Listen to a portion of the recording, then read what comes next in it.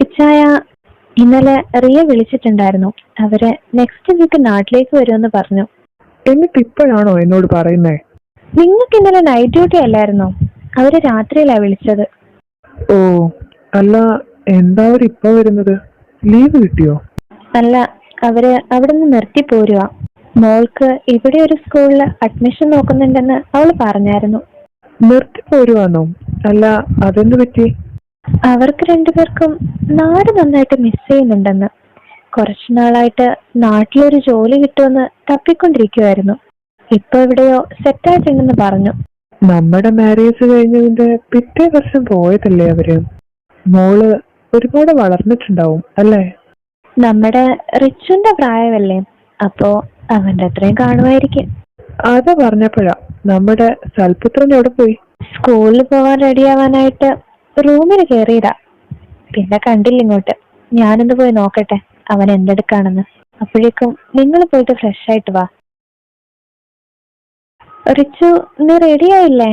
റെഡിയായി അമ്മ. ബാഗില് ബുക്സ് ഒക്കെ എടുത്തു വെച്ചോ? അതൊക്കെ ഇന്നലെ എടുത്തു വെച്ച്. ഇന്നിനി എന്ത് പുതിയ കുരുത്തക്കേടാ സ്കൂളിൽ ഒപ്പിക്കാൻ പോന്നെ?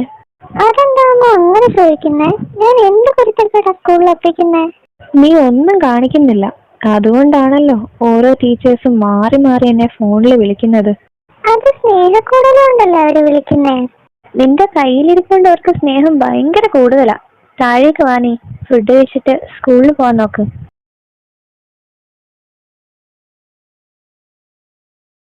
മോൻ സ്കൂളിൽ പോയോ? ആ, അവൻ പോയി. സാധാരണ പിള്ളേർക്കൊക്കെ സ്കൂളിൽ പോവാൻ മടിയാ. എന്നിട്ട് നമ്മുടെ മോൻ അതില്ലല്ലോ. സ്കൂളിൽ പോകേണ്ട ദിവസമെല്ലാം നേരത്തെ എഴുന്നേക്കും. ഒരു വഴക്കുമില്ലാണ്ട് റെഡി ആയിട്ടങ്ങ് പോയിക്കോളുമല്ലോ. പഠിക്കാൻ അവന് നല്ല താല്പര്യം കാണും അല്ലേ? ആര്? അവനോ?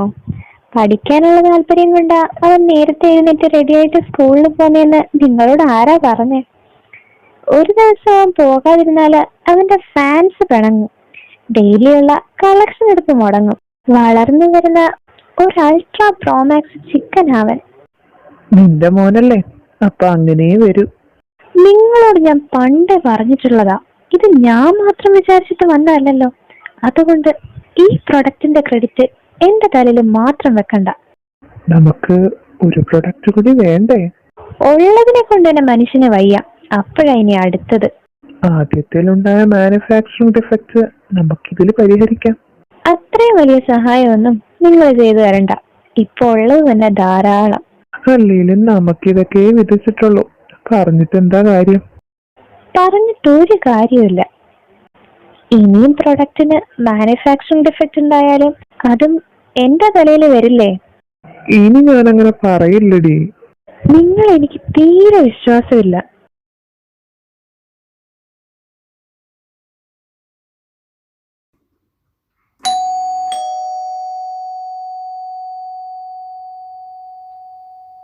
അമ്മ, ഇതാരാ വന്നേക്കുന്നത് നോക്കിയേ.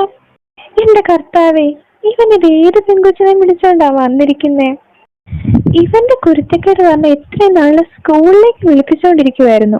ഇനിയിപ്പൊ പേരൻസ് വീട്ടിലേക്ക് വരുമല്ലോ.